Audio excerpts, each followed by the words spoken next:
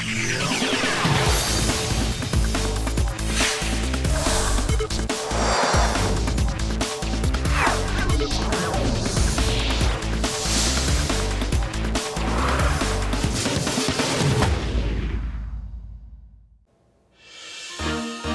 I'm Scott Thompson, and welcome to After 10. Korea's most recognizable pop star is back at it.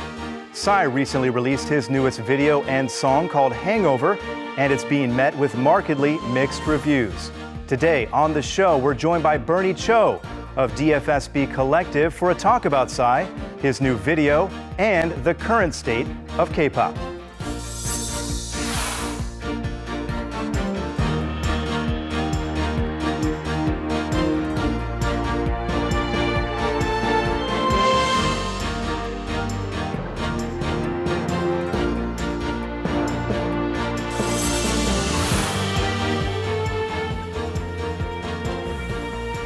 Bernie, welcome to the show. It's good to be back. It's been a while. It has, and thank you for being back on the show. Let's get down to brass tacks, starting right at the beginning here. Psy's Hangover. What's your review? It was, again, I think similar to Gangnam Style. This was a slow burn music video. As soon as I woke up, you know, I had people texting me asking me to watch the video. I watched the video and I was amused. But you know, at the time, the sort of the hits on that video had only been a few thousand. But I knew that a few hours later in the US, it was going to debut right in the middle of the NBA playoffs during the Jimmy Kimmel show. And, you know, obviously that kind of mainstream media sort of exposure, we're going to see a spike. And we really saw a spike, you know, when we saw not just tens of thousands, hundreds of thousands, to immediately millions of views coming in, rolling in, and just, you know, plowing through. We know that Psy had another hit on his hands, a viral hit on his hands. And I think what was really interesting was the strategy on how they released Hangover was a bit different than sort of Gangnam Style and Gentleman. How so?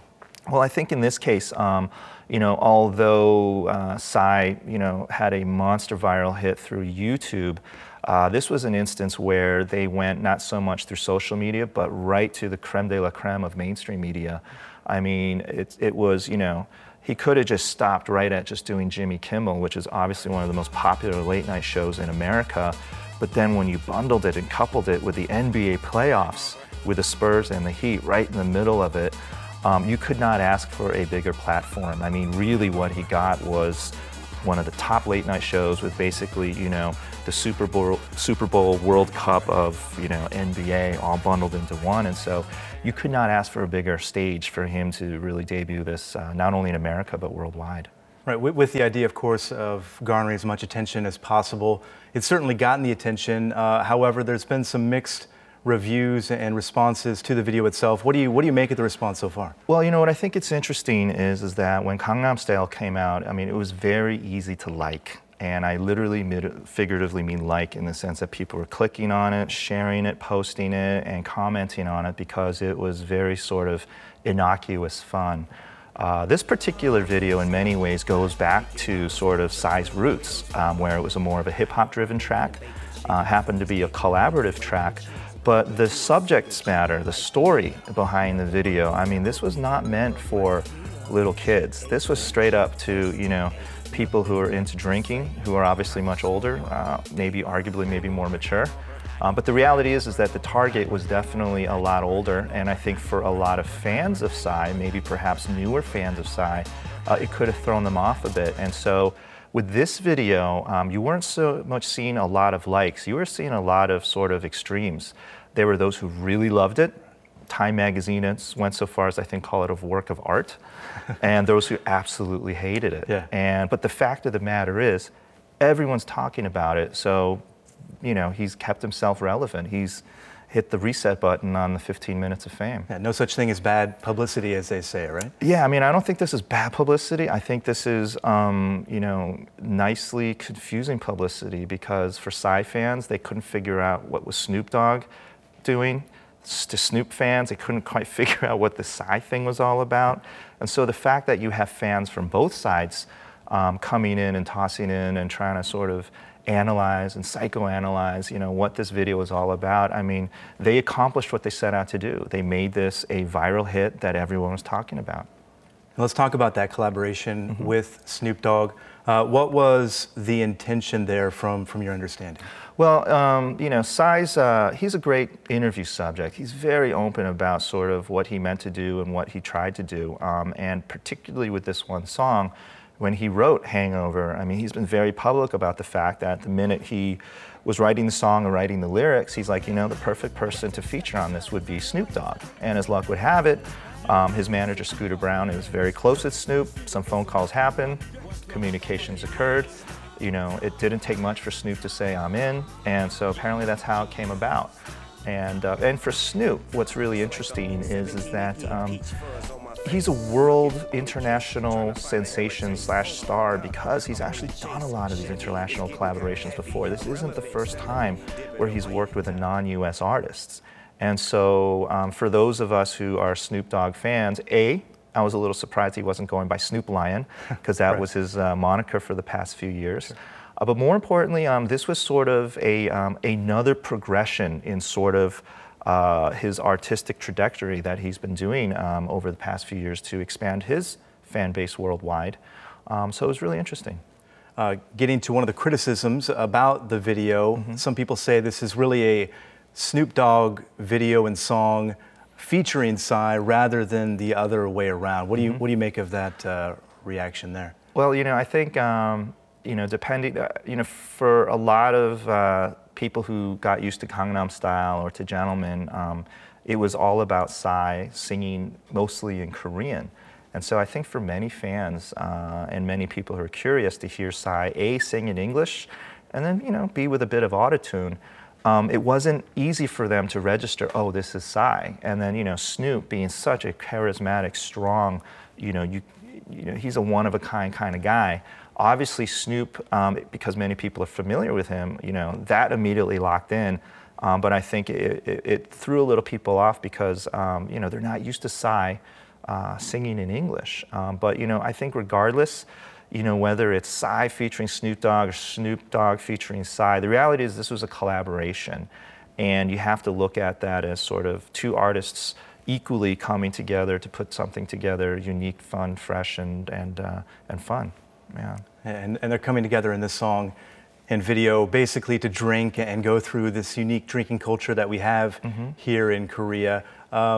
When you look at the sort of the background behind the video, what is your feeling? Some people say that maybe it sheds a negative light on Korea and its drinking culture. What do you think about that? Well, for full disclosure, much like Psy, I do like to drink as well. Right. So, a lot of the scenes I saw in the video, I think resonate with a lot of Koreans. And I think what's really amusing is the fact that, when we saw the Gangnam Style video, I mean, most of it was done in the daytime. But in some ways, this is sort of the Gangnam Style video after hours. And, I think, the song in many ways goes back to sort of Psy's roots. He really made his name by being a hip-hop artist. So the fact that he came out with a very much hip-hop flavored song, it probably threw some people off when they got used to his other two viral hits. But to Korean fans, him going back to hip-hop, it definitely registered some recognition. This is Psy. However, what I think a lot of people miss is that although he sings in English, and this is definitely all done for international markets, he still keeps an element of Korean into the music because a lot of the sampling in the track happened to have Korean instruments. And so I found it to be kind of, no pun intended, an interesting sonic cocktail of Western and Korean into this song.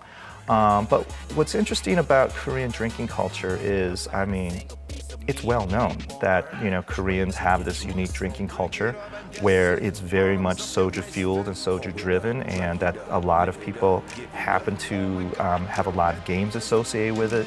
And also one thing that we can't ignore is the 노래방, the karaoke culture, which gets prominently featured in that video. Do you think the things that you're talking about there, and there have been articles out there about, what this video is showing as far as drinking culture and explaining the different facets of it. Do you think a lot of the video, though, is getting lost on people, maybe because they did expect something different, or this reaction that we're seeing? Where do you think that's coming from? Again, what's interesting is the reactions are very much one extreme to the other. I mean, you see very few people saying, I like the video. They love it, they hate it. And they love it for the same reasons the people hate it. You know, again, some people talk about the negative depiction, but let's face it, there are a lot of hip-hop videos, a lot of music videos that sort of either satirize or glamorize sort of, you know, a nightlife scene. And so that's something that, you know, it comes with the territory when you're making videos of this nature. And, you know, I think the fact that Psy in many ways is looked to is sort of a accidental ambassador of tourism because of Psy's videos. I mean, there are a lot of people who have been curious about Korea, but Seoul, but particularly Gangnam. And so the fact that they're showing another facet of Seoul, which many of us know, but he's really put it out there in a high-profile context, makes some people understandably nervous. But the reality is that the title tells you it all. It's called Hangover. You know it's going to have some alcohol involved. You know it's going to have some partying involved. But I think, you know, because it is a Psy video and it is a Psy song, I think it's done very much in fun and in jest. And the fact he's working with Snoop Dogg. Snoop Dogg is very famous for doing something similar with his own videos, with his own projects. And so it made sense these two guys got together and partied it up here in Korea. Right. And Psy has a new album coming out, I believe, this coming August. What are you hearing about that? What do we know? Well, it's been rumored that the album's been done for quite a while. It was really an issue of the artist, the management, and the label just trying to figure out when the right time is to drop this new album. You know, I think one of the interesting things is, I don't know if this was a deliberate plan, but by coincidence, when Psy's Gangnam Style hit 2 billion views, then all of a sudden, you know, fans had that sort of PR buzz, you know, bump the fact that he was coming out with this new video. So I think the timing was great, that he hit the 2 billion mark and then boom, Hangover comes out during the NBA playoffs and right before the World Cup. So if you're talking about timing, I mean, he pretty much, I think, nailed it. But, you know, in terms of, you know, the video, he's already teased that his next single is going to be called Daddy. And the fact that he said this summer, it's anyone's guess whether it's going to be next week, next month, or, you know, right on the last day of summer. But the fact that, you know, he's building hype and momentum and anticipation is only a good thing. Let's cast a wider net on the K-pop industry as a whole for a moment. You were on the show about a year and a half ago. We talked about the future of the K-pop industry at that time. In the time that has passed since then, what changes have we seen to the landscape of K-pop? Well, I think when many people, you know, saw Psy's just, you know, phenomenal success with Gangnam Style, you know, because it was so rare, I mean, it would be easily to write that off as a bit of an anomaly, that it was a one-off, a one-time thing. But the reality is that the Korean music industry has definitely felt the ripple effects of Psy's success. YouTube came out with numbers showing that because of Gangnam Style, the views of K-pop music videos worldwide tripled.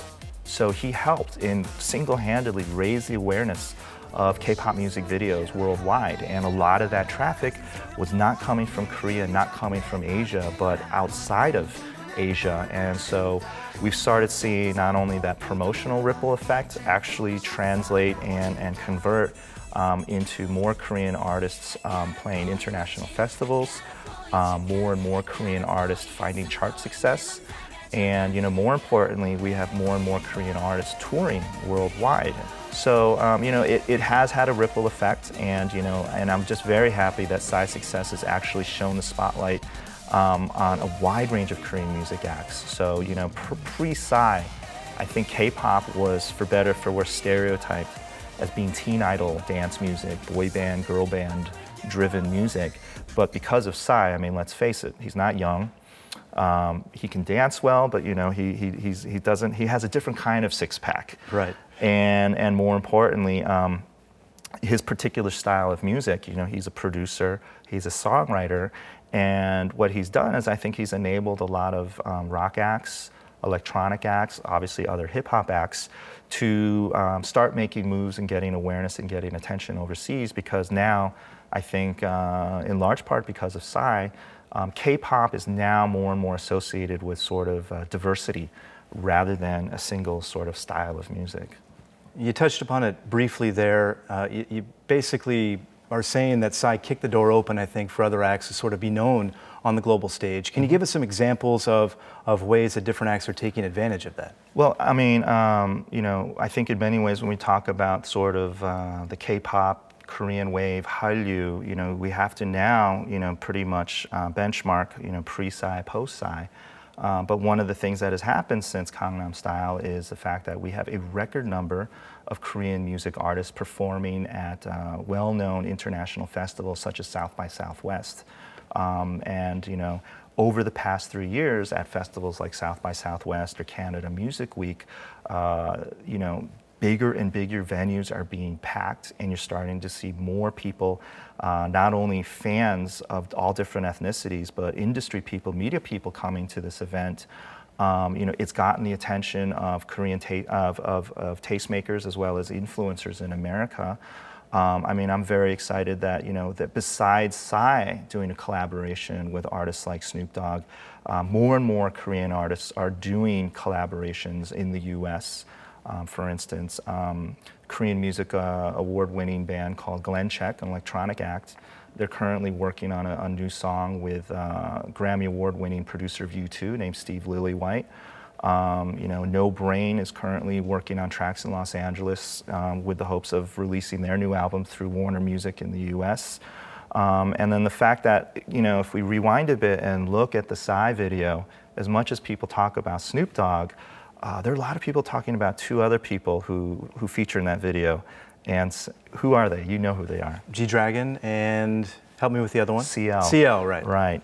And what's really interesting about those two artists is, in addition to being in the Psy Snoop Dogg video, they're actually charting right now in the US because both of them happen to collaborate with a Grammy Award-winning DJ named Skrillex, who's super hot right now. And he had those two particular Korean artists feature on a song on his new album, which is currently top 20 on the Billboard Electronic Music Singles Chart. And so we're seeing a lot of these collaborations that are happening. Psy just happened to come out of the gates early with a very high-profile collaboration, but we're starting to see, and we're going to see more of, these types of Korean and international Korean and American, Korean and Western artist collaborations become probably more and more the rule rather than the exceptions. You're clearly optimistic about where the industry is now and maybe where it's headed as well. If you could, I guess, pull out your crystal ball and look to the future a little bit, what are we going to see in the months, even perhaps the years to come as it pertains to K-pop? Well, what's really interesting is that, you know, when you look on the map, Korea looks very small, but Korea really punches above its weight when it comes to music exports. Korea is the 4th largest net export market in the world for music. It's behind the US, the UK, and Sweden. And so the fact that Korea is an export powerhouse is something that now the world industry recognizes. And although it's a small country and although it's a small market, you know, Korea right now is the 11th largest for physical music sales. It's the 9th largest for digital, and it's the 10th largest music market in the world.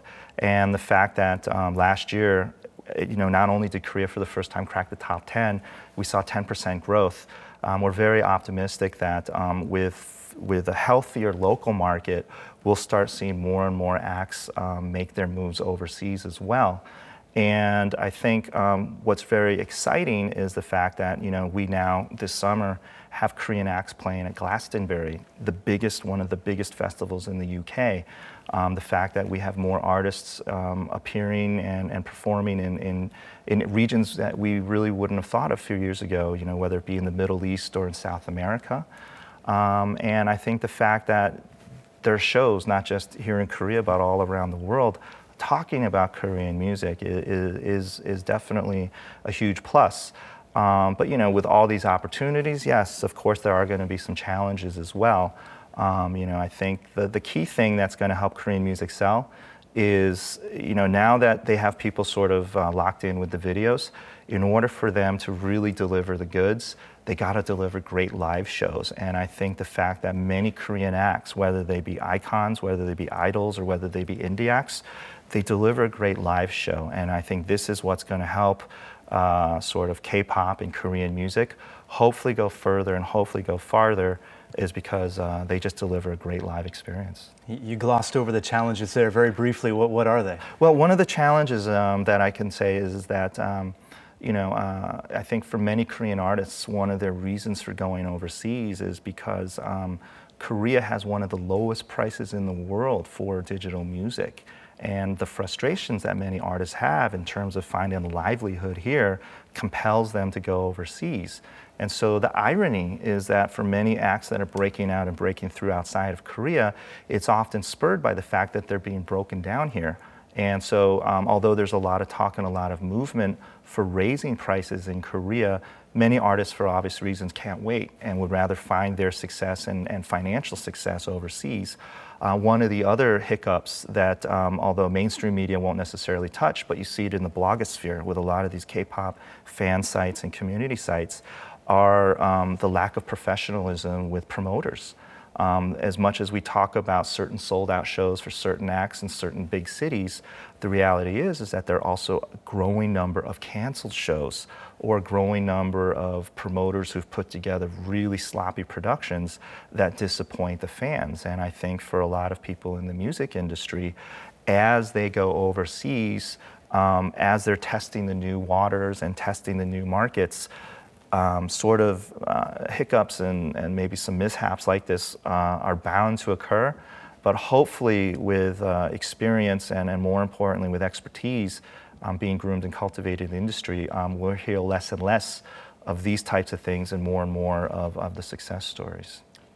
We'll get you out of here on a prediction. Are we going to see Hangover break the 2 billion mark like Gangnam Style did?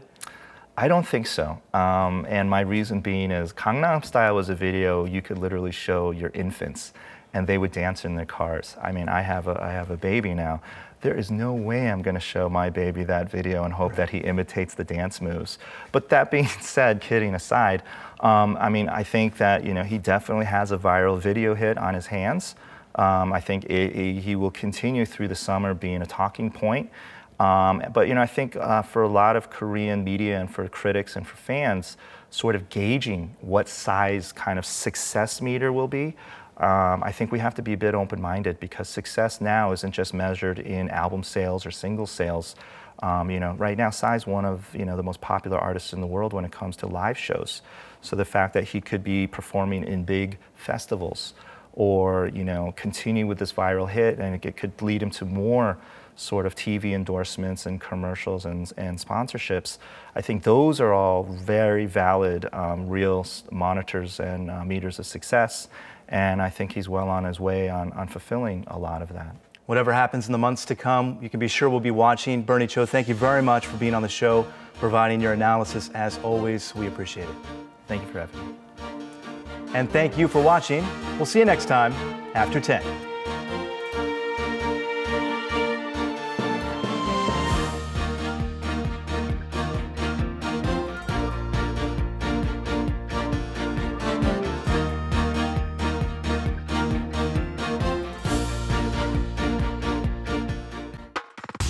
We will continue to do our best to improve our show based on the perspective of our viewers. Always feel free to leave us any comments, great ideas, or suggestions you wish to share with us.